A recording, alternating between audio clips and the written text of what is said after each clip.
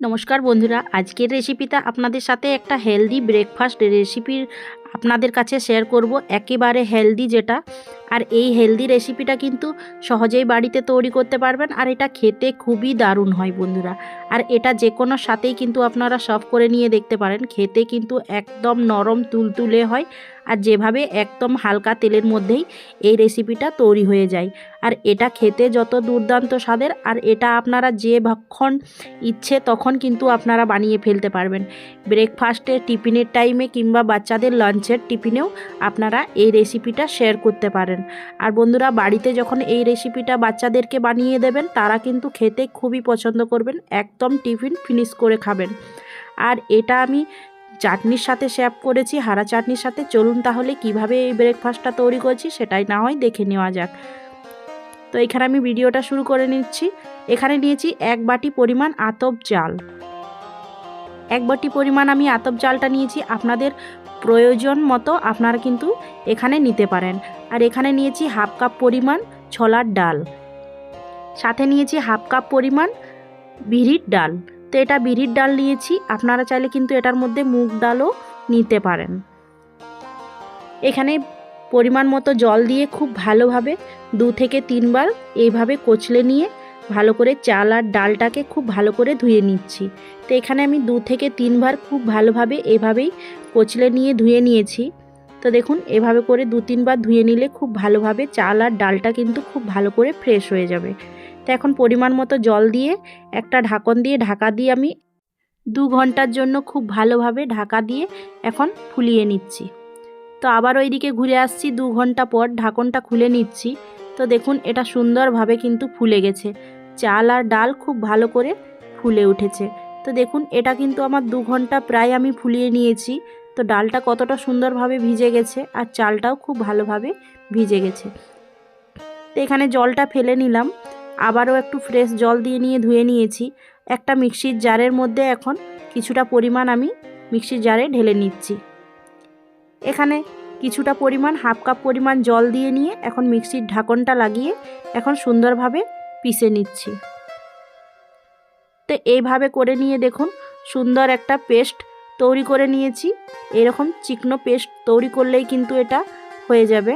তো আপনারা চাইলে কিন্তু শিলপাটির মধ্যেও এটা পিষে নিতে পারেন। তো একটা বড় জায়গার মধ্যে আমি এখন পেস্ট ঢেলে নিচ্ছি। একটা বড় জায়গার মধ্যে ঢালা হয়ে গেছে। তো এটার ঘনত্বটা কীরকম আছে দেখে না হয় বুঝতে পারছেন, অনেকটা পরিমাণ মোটা হয়ে গেছে। তো এটার মধ্যে এখন আমি দিয়ে দিচ্ছি 1 ইঞ্চ আদা গ্রেট করে রাখা, সাথে কাঁচা লঙ্কা কুচি 2টো দিয়ে দিচ্ছি, এখানে একটা বড় সাইজের পেঁয়াজ কুচি, আর দিচ্ছি এখানে একটা গ্রেট করে রাখা গাজর কুচি। যেহেতু হেলদিভাবে নাস্তাটা তৈরি করব, আর এটা কিন্তু আপনাদের পছন্দ মতো সবজি অ্যাড করতে পারেন আপনারা। কিছুটা পরিমাণ ধনেপাতা কুচি দিয়ে নিয়ে স্বাদ মতো দিয়ে দিলাম নুন, আর এখানে দিয়ে নিয়ে সব কিছু একসাথে ভালো করে মিশিয়ে নিচ্ছি। আর বন্ধুরা, এটার মধ্যে কিন্তু আপনাদের পছন্দ মতো আপনারা সবজি দিয়ে নিতে পারেন, যেহেতু আপনাদেরকে বললাম। আর এখানে হাফ কাপ পরিমাণ দিয়ে দিলাম সুজিটা দিয়ে নিয়ে আবারও খুব ভালোভাবে এখন মিশিয়ে নিচ্ছি। এখন ঘনত্বকের ব্যাটারটা কিন্তু অনেকটাই পরিমাণ মোটা হয়েছে। এটার মধ্যে অল্প একটু মিক্সি ধোয়া জল দিয়ে নিয়ে আমি ব্যাটারটাকে পাতলা করে নিচ্ছি। তো এইভাবে আবারও খুব ভালোভাবে মিশিয়ে এখন ব্যাটারটাকে এইভাবে পাতলা করে নিলাম। তো এইভাবে পাতলা রইলেই কিন্তু এটা খুব ভালোভাবে নাস্তাগুলো তৈরি হবে। তো এটার মধ্যে আমি এখন দিয়ে দিচ্ছি 1 প্যাকেট ইনো। যখন আপনারা এই নাস্তাটা তৈরি করবেন তখন কিন্তু ইনোটা দিয়ে নেবেন।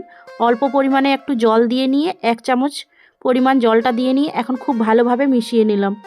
তো এটা ফুলে ফেপে দেখতেই পাচ্ছেন কতটা পরিমাণ হয়ে গেছে এটা। তো এটা এখন নাস্তাগুলো তৈরি করে নিচ্ছি, চলুন তাহলে। তো এখানে নাস্তাগুলো আমি তৈরি করছি একটা তড়কা প্যানের মধ্যে। আপনারা চাইলে কিন্তু যে কোনোর মধ্যেই আপনারা এই নাস্তাগুলো তৈরি করে নিতে পারেন। 1 চামচ পরিমাণ তড়কা প্যানের মধ্যে কিন্তু আমি 1 চামচ পরিমাণ তেল দিয়ে নিয়ে এখন ব্যাটারটা 1 চামচ আমি এইভাবে দিয়ে নিচ্ছি। তো বন্ধুরা, ব্যাটারটাকে কিন্তু 1 চামচ করে নিয়ে আমি দিয়েছি, পরিমাণ মতো দিয়েছি। এটা ফুলে পেঁপে কিন্তু অনেকটাই সুন্দরভাবে নাস্তাগুলো তৈরি হবে। এখন দিয়ে নিয়ে এখন ঢাকা দিয়ে দিলাম মিডিয়াম টু লোয়ের মধ্যে। গ্যাসের ফ্লেমটা কিন্তু একদম মিডিয়াম টু রাখতে হবে। তো এখন দেখুন সাইডটা কিন্তু এখন এইভাবে একটা চামচের সাহায্যে আমি পলটে নিচ্ছি। তো দেখুন বন্ধুরা কতটা সুন্দরভাবে এটা তৈরি হয়েছে। তো এইভাবে করে নিয়েই কিন্তু সব নাস্তাগুলো আমি তৈরি করে নেব। তো এইভাবে একটা তৈরি হয়ে গেছে, দেখে না হয় বুঝতে পারছেন কতটা সুন্দর হয়েছে। আবারও তড়কা প্যানের মধ্যে আমি 1 চামচ পরিমাণ তেল দিয়ে নিয়ে, সাদা তেল।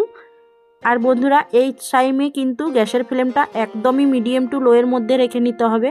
1 চামচ আবারও ব্যাটার আমি এর মধ্যে দিয়ে নিয়ে আবার একটা ঢাকন দিয়ে ঢাকা দিয়ে দিচ্ছি 2 থেকে 3 মিনিটের জন্য।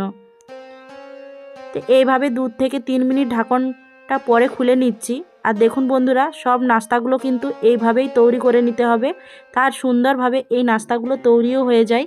আর এই রকম হেলদি নাস্তার রেসিপিটা বন্ধুরা আপনাদের কাছে কেমন লাগছে অবশ্যই একবার বাড়িতে তৈরি করে নিয়ে আপনাদের বাচ্চাদেরকে দেন, খেতে কিন্তু অনেকটাই অসাধারণ হয়। এইভাবে করে নিয়ে কিন্তু সব নাস্তাগুলোই তৈরি করে নিয়েছি। তো এখন একটা প্লেটের মধ্যে সার্ভ করে নিয়ে দেখাচ্ছি। দেখুন বন্ধুরা কতটা সুন্দর আর কতটা লোভনীয় হয়েছে আজকের এই নাস্তার রেসিপিটা বন্ধুরা। আর আপনাদের এই নাস্তার রেসিপিটা কেমন লেগেছে অবশ্যই বাড়িতে একবার হলেও তৈরি করে নিয়ে দেখুন, খেতে কিন্তু একদম অসাধারণ হয়। আর এটা দেখতে কতটা সুন্দর হয়েছে দেখুন, এটা কিন্তু একদম নরম তুলতুলে হয় বন্ধুরা, খেতেও খুব অনেকটাই দারুণ হয়। আর আপনারা এটা যে কোনো চাটনির সাথে, টমেটো সসের সাথে, ধনেপাতার চাটনি কিংবা বাদামের চাটনি, কেননা আরও অনেক ধরনের চাটনির সাথে আপনারা এটা খেতে পারেন, খেতে কিন্তু একদম অসাধারণ লাগে।